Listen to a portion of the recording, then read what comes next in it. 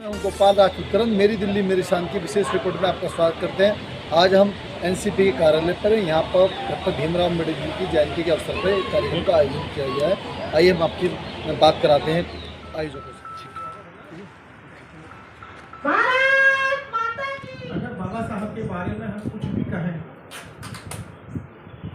वो काम है। आज से अगर मैं शुरू करूं और 1 साल तक यहाँ पर खड़ा होकर के बोलता रहूं तो कम हो जाएगा।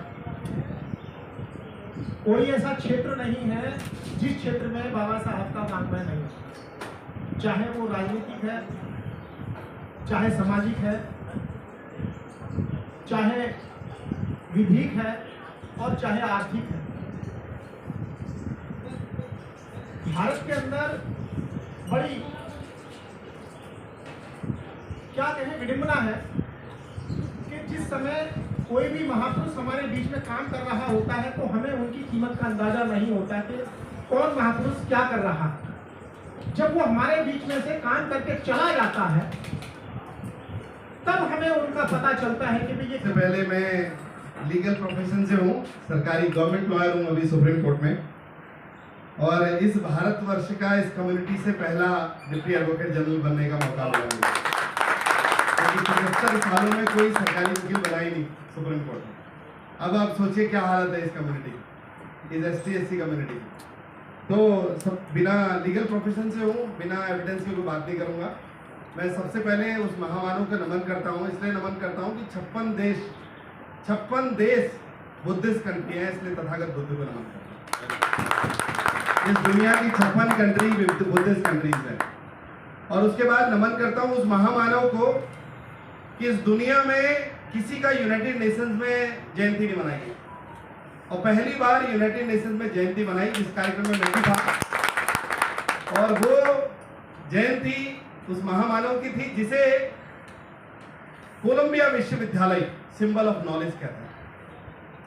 और वह व्यक्ति इस दुनिया में, पूरे वर्ल्ड में सबसे ज्यादा जयंतियां बनाई जाती हैं तो उस महामानव की दुनिया में। और दूसरी बात, जो अमेरिका कहता है कि ये अगर हमारे देश में पैदा होते तो हम इनको शूरी कह के पुकारते।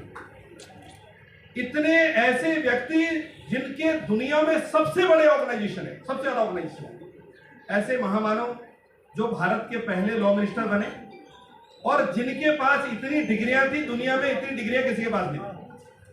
ऐसे महामानव डॉक्टर BR अम्बेडकर जी को मैं सत नमन करता हूं। और आज के कार्यक्रम, जो एक कार्यक्रम में मुझे इनवाइट किया, हमारे परम मित्र भाई साहब वरुण जी और उनकी पूरी टीम, उनकी लीगल टीम, उन सबको मैं सत नमन करता हूं। बहुत बड़े लेजेंड थे, मुझे भी उनको एक केस में उन्होंने प्रोबोनो केस लड़ा था, सबसे ज्यादा फीस होती थी उस जमाने में।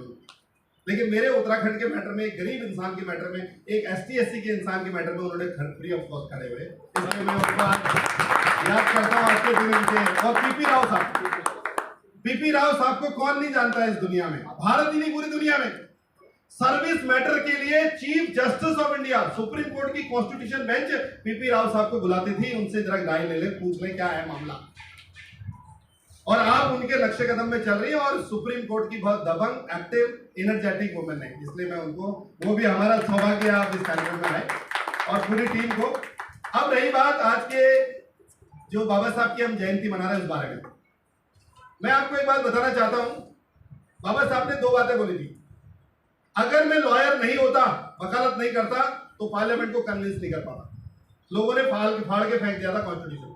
और हम बाबा साहब को इसलिए जानते हैं, हजारों लोगों ने समाज का काम किया, लेकिन बाबा साहब ने 5000 सालों की गुलामी इसलिए खत्म करी, उन्होंने संविधान लिखा, अकेले व्यक्ति लिखा। वो टाइपराइटर आज भी जिंदा है, चिंचोरी में मैं खुद छू के आया हूं टाइपराइटर। वो नागपुर चिंचोरी में जिंदा है और मैं छू के आया हूं उस टाइपराइटर को।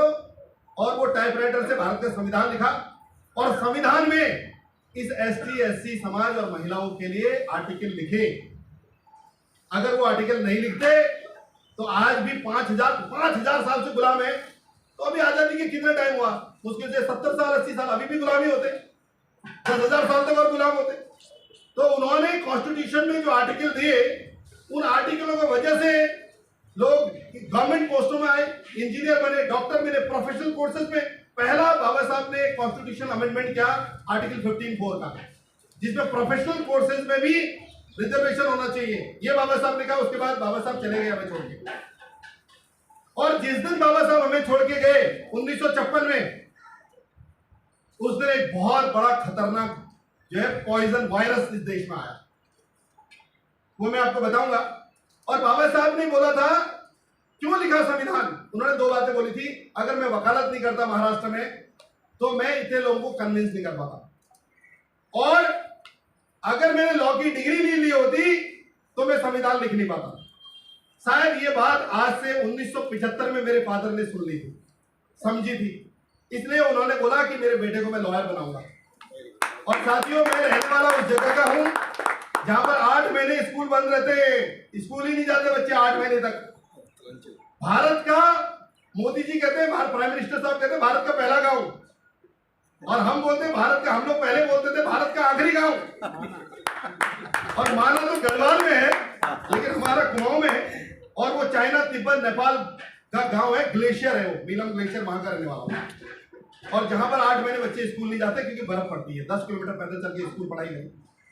फादर 8th क्लास में फादर की डेथ हो गई थी, वहां से जिंदगी शुरू करी और यूनाइटेड नेशंस में भी जॉब किया, पूरे वर्ल्ड घूम चुका हूं, कई सारी कंट्री। तो आज की डेट में मैं आपको एक बात बताना चाह रहा हूं कि 1956 में अगर कई लोग सुप्रीम कोर्ट आए होते, वकालत करी होती, तो आज हमारे पास हरीश साल्वे होते, मुकुल रोहतगी, वेणुगोपाल होते। आज की डेट में क्या हालत है मैं आपको बताऊं। बाबा साहब ने तो बहुत काम किया, मैं कहता हूं उन्होंने तो बहुत काम किया, आपने क्या किया इस समाज के लिए, वो इंपॉर्टेंट है, उस पर चर्चा होनी चाहिए आज। क्योंकि हम आए, बात बड़ी बड़ी बातें करी बाबा साहब के बारे, बाबा साहब के बारे में बोलने के लिए तो इतना कुछ है कि 1000 घंटे बहुत कम है। तो साथियों, आज हम आए हैं, हमने चाय पकौड़ी खाई और चले गए, यहां खत्म नहीं होगी कहानी। बाबा साहब ने एक मैसेज दिया था आप लोगों को। क्या मैसेज दिया था? कि मेरे संविधान को अगर आगे न ले जा सको तो पीछे मत ले जाना। मैं पीपी राव साहब की बहू हूँ। PP Rao was an eminent jurist, a constitutional expert and a Padma Bhushan. उनके बहू होने के नाते भी ना मुझे एक स्टेट का काउंसिल बनाया गया, ना एक एडिशनल सॉलिसिटर जनरल बनाया गया, ना कुछ बनाया गया, लेकिन I am a self made woman. और मैं वुमेन रिप्रेजेंटेशन के बारे में लड़ती हूँ, रिजर्वेशन के खिलाफ मैं हूँ, क्योंकि मैं सोचती हूँ आप आदमी और औरत में क्या फर्क है, हम दोनों बराबर हैं, तो हम क्यों पीछे रहे।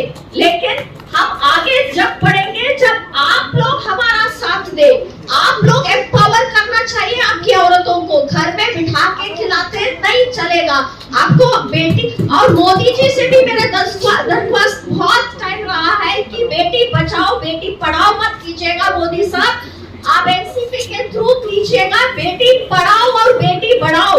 जब तक आप बेटियों को बढ़ाओगे नहीं तो देश आगे कैसे बढ़ेगा। आप दूसरी बात ये, आप अपना doctor Bhimrao Ambedkar he said to measure the country's progress is to see how your women do.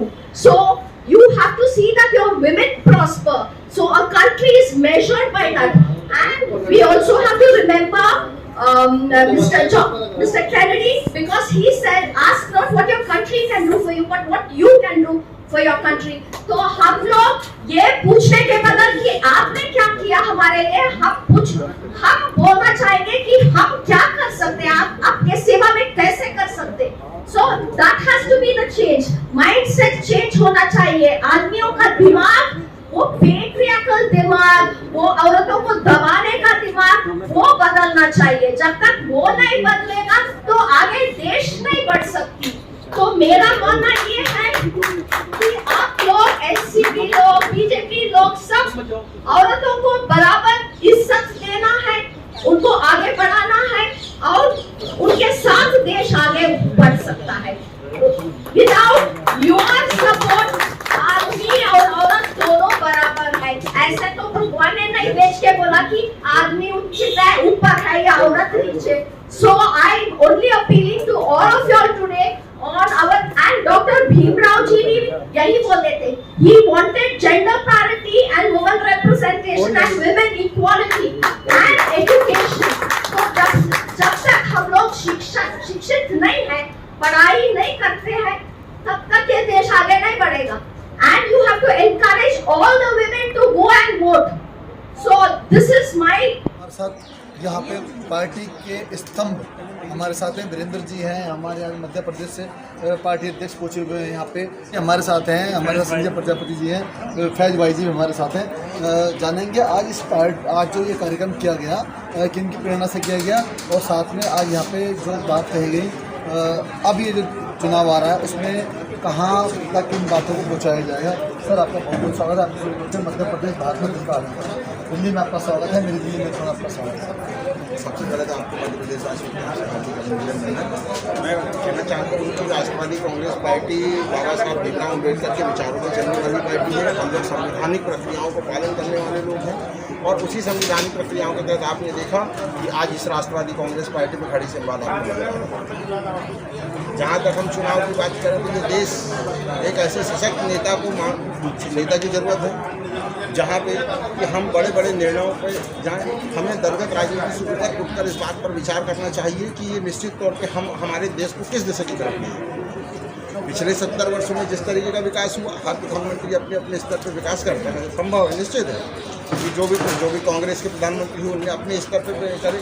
जहाँ सुई बनने वाली चीज़ थी उन्होंने सुई बना के हेलीकॉप्टर बनाने तक की व्यवस्था की, लेकिन निश्चित तौर पर हेलीकॉप्टर से लेकर राफेल तक की जो व्यवस्था है वो नहीं मिली।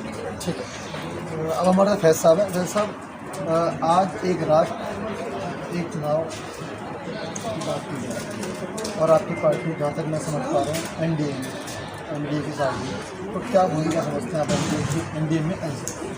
एनडीए में एनसीपी की बहुत अहम भूमिका है, जिसका जवाब आपको इंशाल्लाह इलेक्शन के फ़ौरन बाद मिल जाएगा। जहाँ तक एक चुनाव और एक देश की बात है, तो उसके ऊपर हमारी एक लीगल कमेटी समीक्षा कर रही है। जो देश के और जनता के हित में होगा वो इंशाल्लाह फैसला लिया जाएगा।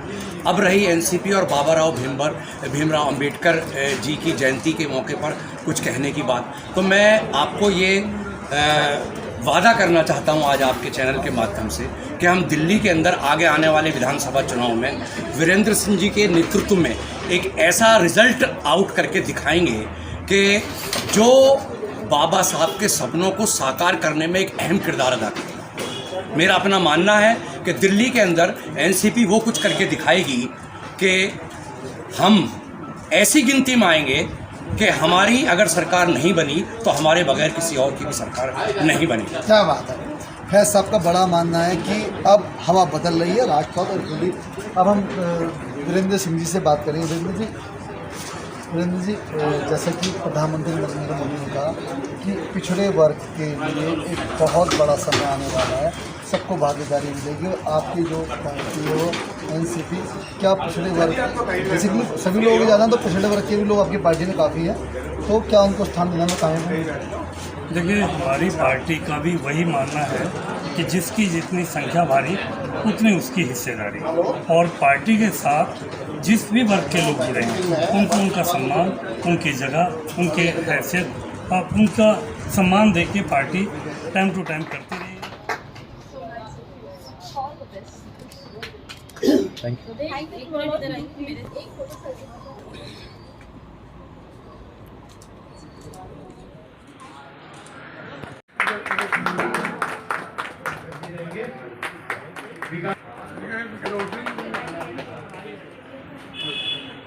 कार्यक्रम को सफल बनाने